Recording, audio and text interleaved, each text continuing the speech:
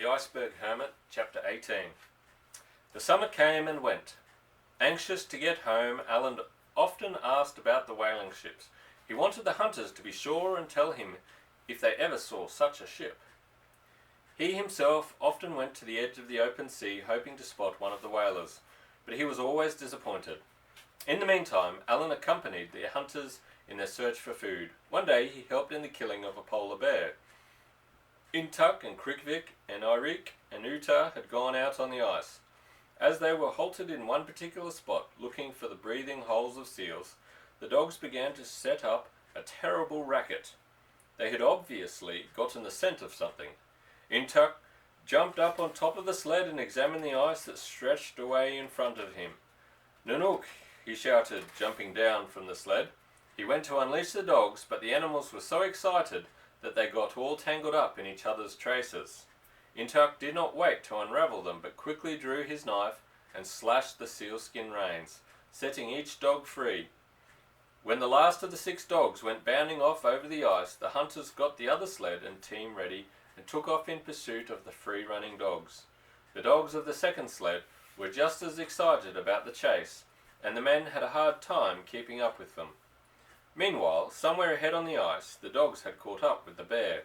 The hunters could hear the constant hysterical barking that meant the dogs had encircled their prey. And they soon came on evidence that the dogs were not having it all their own way. A dark brown bundle of fur on the trail proved to be one of the dogs. The bear had broken the animal's neck with a slash of its paw. The hunters could now see the dogs running in circles around the bear. Every once in a while a dog would rush in and try to bite the polar bear, but the larger animal would easily withstand the rush. The bear had absolutely no fear of the smaller animals. As far as the bear was concerned, the dogs were just a nuisance blocking his way. The sled came hissing up to the scene, and Intuk yelled at Alan to take charge of the dogs and sled. It was all Alan could do to keep the dogs under control. Meanwhile, the 4 hunters had drawn their weapons from the sled. Intuk, who had first spotted the bear, was the first to approach. To him was given the honor of first strike. Intuk held his lance at the ready and carefully edged closer and closer, waiting for the right moment. A dog made a rush and the bear reared on its hind legs. Intuk ran forward and threw the lance with all his might.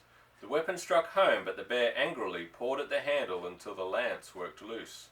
Blood began pumping from the wound, but the bear ignored the spreading red stain on his fur, dropped to all fours and charged Intuk. Instantly the dogs attacked and forced the bear to halt. The other 3 hunters were ready, and one by one they advanced as close as they could to the bear before hurling their weapons. By the time the last hunter had made his thrust, the bear was sitting down with 3 lances in his body. Intuk now took the killing spear from the sled and advanced to within a few feet of the animal. Then rapidly, so fast that the eye could hardly follow his arm movements, Intuk stabbed the animal's chest with the point of the spear 3 times. One of the stabs speared the animal's heart. Blood rushed from that fearful mouth and it was all over. Soon they had the animal cleaned, skinned and loaded on the sled. It was a happy group of hunters who made their way back to camp. One polar bear could keep the whole tribe in meat for weeks. Alan was to take part in several bear hunts after that one and take his turn along with the other hunters in hurling the spear. The tribe moved around quite a bit during the summer months. They made 2 week-long camps at a lake where low stone walls had been built to capture Arctic char coming in from the ocean to spawn. The hunters guided the fish into a large shallow pool and then closed the entrance with rocks once the fish were all inside. Then they waded in with fish spears and stabbed downward every time a fish was spotted. Soon the ground around the pool was piled high with the gleaming bodies of large fish. Everyone ate fish until they could hold no more. The rest of the fish were gutted and hung on lines to dry. They would be used in the winter, food for the dogs as well as people. Another special camp was made for a week while the hunters went out in their kayaks every day to a particular small island to hunt walrus. Every day a walrus was harpooned and brought back to shore to add to the tribe's supply of food. Walrus tusks were highly prized by the hunters, for they made excellent sled runners, and the tip of a walrus tusk made a strong, hard point for a harpoon.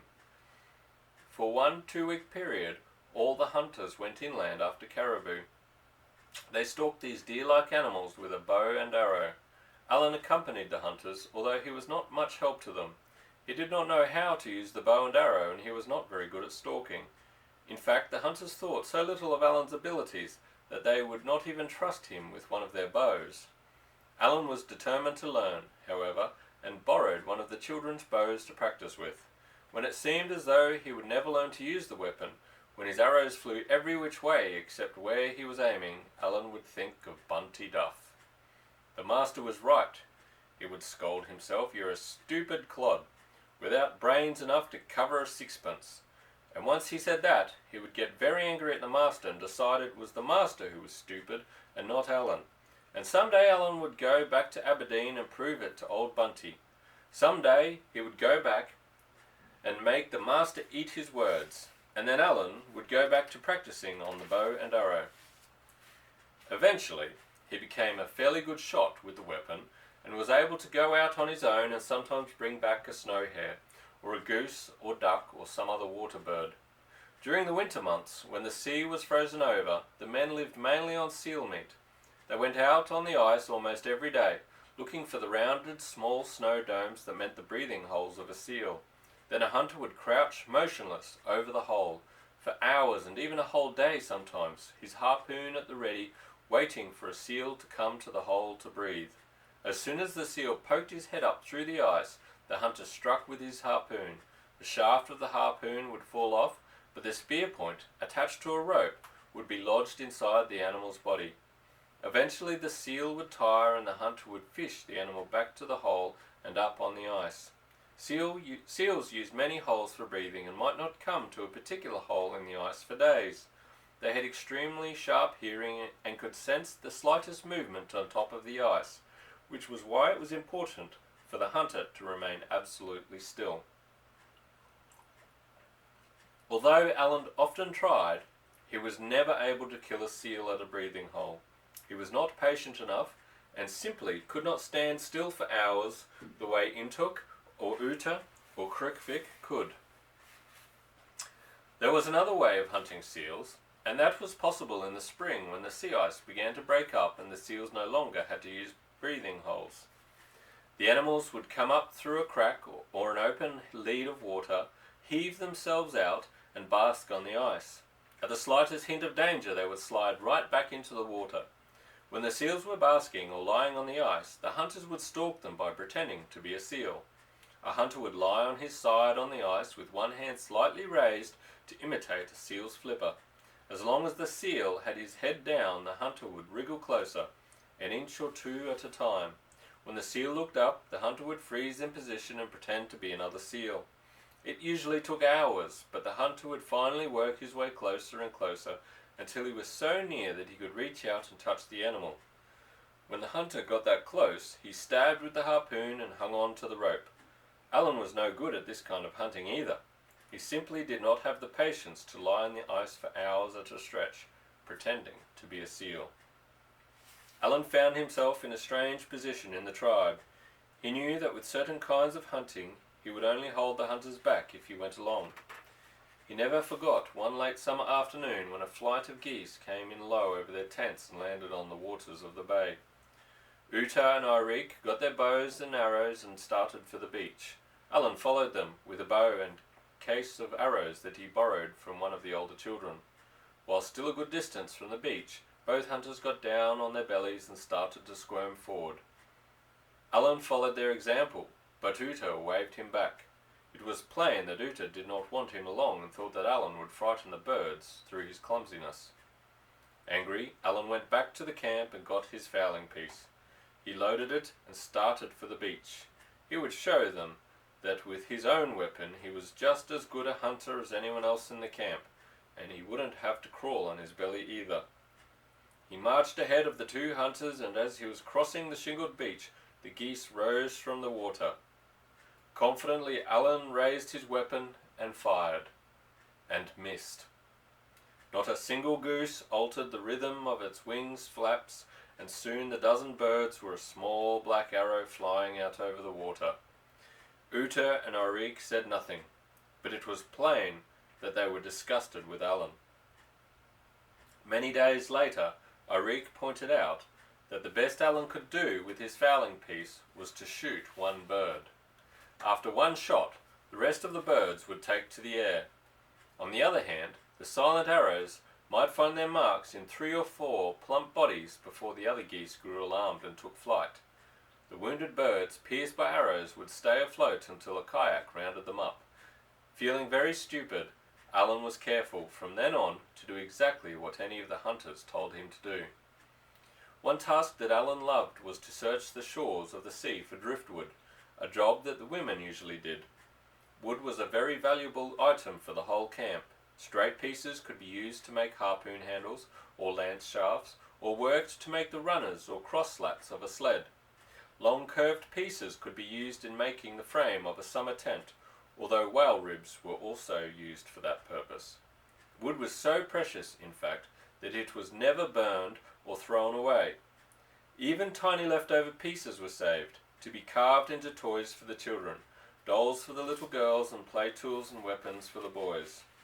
When he searched for wood, Alan was usually accompanied by Penu, Irik's young sister. Penu was only 16 and quite beautiful. She had her brother's blue eyes and long, straight black hair. She often presented Alan with little presents, usually articles of clothing she had made for him, a pair of waterproof sealskin boots, or a double pair of caribou pants, or a caribou jacket with a deep warm hood. Alan also went with Penu to gather seabird eggs, and they would spend hours together hunting for the nests of seagulls. But the main reason Alan wanted to look for firewood was that it gave him an excuse to search the sea for sails of a whaling ship. He still daydreamed of his home in Aberdeen, of his girlfriend Nancy, and sometimes he grew so homesick that he would have welcomed seeing even his old enemy, Bunty Duff. When Alan could, of course, he hunted with the men. When the hunters would not take him along, he stayed behind in the camp and helped the women, or talked to old Herard, who no longer had the strength to go out and hunt. Alan often played with the children, and he taught them a few English words like snow, ice, cold, Nancy, and Aberdeen. The children were quick to use the English words, whereas the adults would soon give up and say it was impossible for them to pronounce the strange sounds. And from the children, Alan found it easier to learn the tribe's language. They would say a word endlessly until he could repeat it correctly. The adults, on the other hand, would become uncomfortable when Alan tried to speak their language. They felt that it was shameful for Alan not to be able to talk as well as a 4-year-old child, and they would lapse into silence rather than cause him any more embarrassment. Nor would they correct him when he made a mistake. It was not considered polite to correct anyone, but the children would howl with glee when Alan made a mistake and would quickly sing out the correct word or pronunciation. Sometimes, to please Penu or the children, Alan would take Nancy for a Sunday stroll. Arm in arm, the two of them would parade back and forth in front of the tents, Nancy waddling along, wrinkling her nose and sneezing her head off. In the meantime, Alan would be walking with his head held high, his belly pushed out, and a very stuck-up look on his face. The difference between his dignified walk and Nancy's comic waddle would have everyone in camp holding their sides with laughter. As summer passed and winter drew near, Nancy began to act strangely. Sometimes she would moan and whimper for hours. Sometimes she would leave the camp a little ways and then look out over the ice and snow as though she were expecting someone to come for her. One night she woke up Alan with her moans and cries. He checked to see if there was anything wrong with her. Sometimes ice built up between the soft pads of her paws, and this would cause her pain, but her paws were clean. She kept on whimpering and licking his hands, and finally Alan made her leave the tent and go outside. Then he went back to sleep and forgot about her. Toward morning he woke up and heard her whimpering. She wanted to come back inside. He shouted at her to be quiet, and the whimpering ceased, and he went back to sleep. In the morning she was missing. Alan and Irik and Uta began to track her. They followed her for many miles until the tracks came to the open waters of a large inland bay. The bay was dotted with islands. The party did not have kayaks along, and it was agreed to give up the chase. Even with kayaks, they could search the many islands in the bay for months and never find her. At first Alan was unhappy over the loss of Nancy. She had been such a faithful companion for so long that he had begun to consider her as another human being. But he knew that one day he would leave the tribe, and he certainly could not take Nancy on board a whaling ship. If he left her behind with the others, it was possible, even likely, that they would kill her during one of those hungry periods when the caribou were absent, when seals could not be caught and even the fish were not to be found in their usual places. Though Alan knew in his heart that Nancy's return to her own kind was all for the best, he never stopped hoping that one day she would return to him. And for a long time after she left, every time he woke in the middle of the night, he would think of that early morning he shouted at her to stop whimpering. It saddened him to realize that she had probably been trying to say goodbye, and he had been too stupid to realize what was wrong with her. It particularly saddened him to recall that his last words to her were angry ones. 1,000 times he wished that he could take those angry words back again. And 1,000 times he looked out over the empty wastes, straining his eyes in the hope that he would spot that lovable, familiar figure somewhere there on the ice. That's the end of chapter 18. Good night.